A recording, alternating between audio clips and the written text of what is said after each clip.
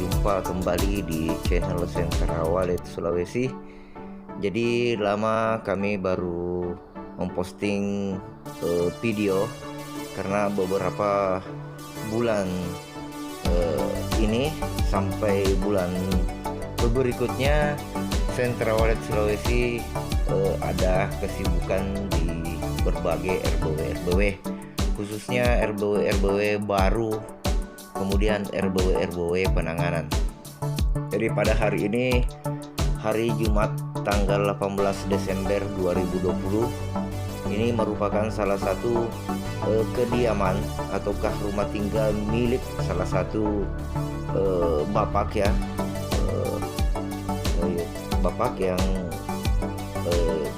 menjabat di sebuah kantor pengadilan agama di Kabupaten Baru yang kami tidak sebut namanya.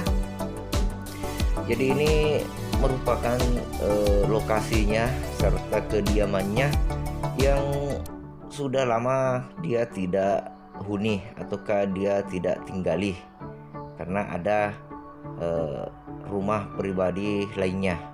Jadi pada kesempatan ini pemilik rumah ini koordinasi atau konsultasi kepada Sentra Wallet Sulawesi bahwa apakah layak sebuah rumah hunian itu dijadikan sebuah kandang walet ataukah rumah burung walet. Jadi kami dari Sentra Wallet Sulawesi tidak langsung mengiyakan ataukah tidak langsung mengatakan bahwa itu bisa, tapi sebelum kami ACC kan ataukah memberikan sebuah jawaban yang bisa diterima oleh pemilik rumah ini, maka kami harus survei dulu.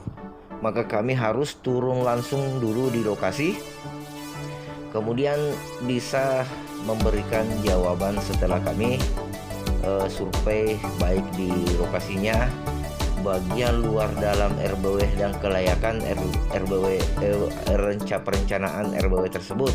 Kemudian kami rancang, kemudian kami desain sesuai apa yang ada ataukah disesuaikan di lokasi tersebut. Karena bukan sebuah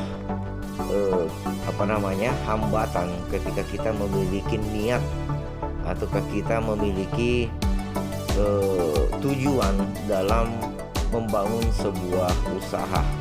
Jadi biarkan niat kita menuntun kita ke depannya, dan biarkan Allah Subhanahu wa Ta'ala yang mengabulkan usaha ataukah tujuan kita, tentunya dibarengi dengan usaha, doa dan kesabaran. Jadi pada kesempatan ini, inilah serumah bapak ya yang akan kami rehab menjadi sebuah rumah burung walet. Jadi setelah kami sampai di lokasi ini, ternyata kami melihat lokasi tersebut adalah merupakan lokasi emas ya, lokasi terbaik yang merupakan lokasi di mana burung walet tersebut banyak menghabiskan waktu di lokasi ini untuk mencari makan. Dan lokasi juga ini termasuk lokasi lintasan ya. Jadi di lokasi ini ada beberapa RBW ya, sekitar 300-an sampai 1 kiloan itu banyak RBW di sekitar rumah ini. Tapi pada lokasi ini masih bisa dihitung jari untuk RBW yang berdekatan. Jadi insya Allah, semoga Allah Subhanahu wa Ta'ala mengabulkan, membukakan pintu rezeki dan melimpahkan rahmatnya pada RBW bapak ini ya, yang kami tidak sebutkan namanya. Semoga dibukakan pintu rezekinya dan bisa membuahkan hasil maksimal.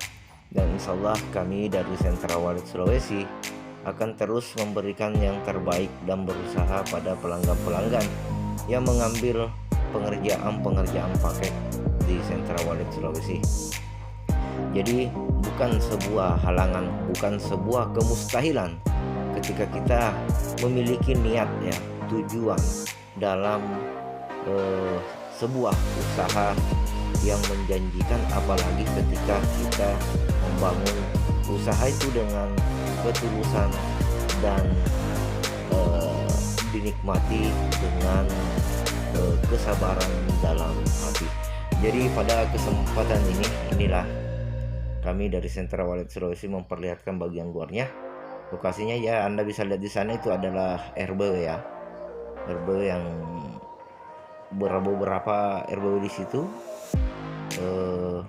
terbangun berdiri, namun kami tidak bisa memberikan masukan bahwa apakah RBW di sana sudah berisi atau apa. Yang jelasnya lambat laun di lokasi ini akan pasti insya Allah akan termotivasi para masyarakat itu membangun sebuah RBW ketika ada beberapa RBW yang akan berhasil ke depannya.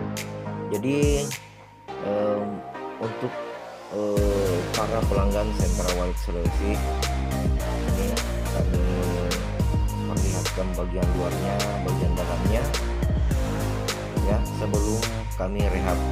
Dan mohon maaf sekali, berkali-kali kami katakan dari Sentra Walet Sulawesi bahwa untuk masalah pertanyaan-pertanyaan mengenai rumah burung walet yang diberikan kepada kami, mulai dari ukurannya, tata ruangnya, ataukah bagaimana LMB-nya atau apakah, mohon maaf sekali kami tidak bisa memberikan jawaban di 90% tepat. Karena kenapa? Yang namanya budidaya burung walet itu beda lokasi, maka tentu beda persoalan pada rumah burung walet tersebut. Logikanya di mana? Berkali-kali saya katakan bahwa logikanya di mana. Andaikan kita berdasarkan hanya menyediakan rumah burung walet, kemudian mengandalkan suara panggil, mengandalkan suara tarik, mengandalkan suara inap, maka saya yakin 99% di Indonesia, bahkan di mancanegara, tidak ada yang mengeluh, tidak ada yang galau, bahkan tidak ada yang RBW-nya gagal. Nah, tapi kenapa banyak RBW yang kita jumpai di Indonesia ya, di Indonesia terkhususnya, itu kebanyakan RBW bahkan pemilik RBW-nya mengeluh karena ada yang lamban, ada yang som, bahkan tidak ada yang berisi. Padahal mereka sudah berkali-kali gonta-ganti suara panggil, suara tarik, suara inap, bahkan merehab berulang-ulang RBW-nya ya, mengulang ataukah merehab RBW-nya berkali-kali, masih seperti itu saja. Karena kenapa? Nah, sebelum kita mendesain ataukah merehab sebuah RBW, maka harus kita pahami dulu bahwa